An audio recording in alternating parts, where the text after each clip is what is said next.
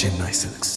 France நாட்டிடமிருந்து 114 Rafale போர் விமானங்களை 3.25 லட்சம் கோடி ரூபாய் விலை கொடுத்து வாங்க மத்திய பாதுகாப்பு அமைச்சகம் திட்டமிட்டுள்ளது.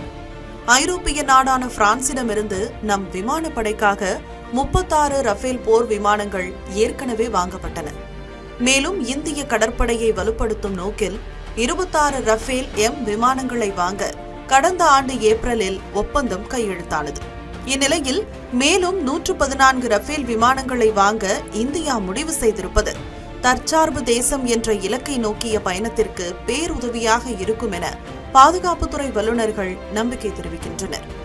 இந்தியா ரஃபேல் போர் விமானங்களை வாங்க ஆர்வம் காட்டுவதற்கு அதன் நவீன தொழில்நுட்பம் முக்கிய காரணமாக பார்க்கப்படுகிறது.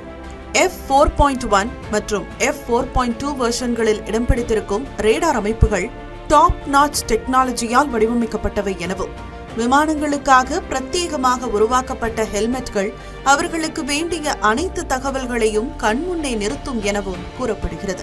2030ஆம் ஆண்டில் பயன்பாட்டிற்கு வரும் F5 வெர்ஷனில் வீடியோ கேம் விளையாடுவது போன்ற ஒரு முக்கிய அம்சம் இடம் பிடிக்க உள்ளது.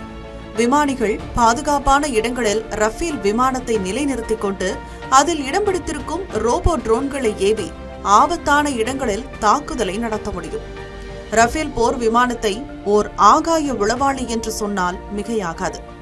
எதிரி நாட்டு விமானத்தை பார்த்துவிட்டால் அடுத்த நொடியே மற்ற ரஃபேல் விமானங்களுக்கும் பெருங்கடலில் சுற்றி வரும் போர் கப்பல்களுக்கும் தரைப்படைக்கும் தகவல்களை பகிர்ந்துவிடும்.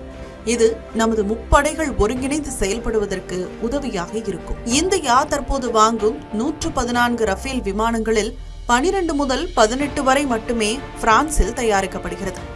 மற்றவையெல்லாம் இந்தியாவிலேயே வடிவமைக்கப்பட்டு மேக் இன் இந்தியா திட்டத்திற்கு வலு சேர்க்கிறது. இந்தியா கைவசம் வரும் ரஃபேல் விமானங்களில் ஒருவேளை பழுது ஏற்பட்டால் அதனை சரிப்படுத்த பிரான்சை நம்பியிருக்க வேண்டிய அவசியமில்லை.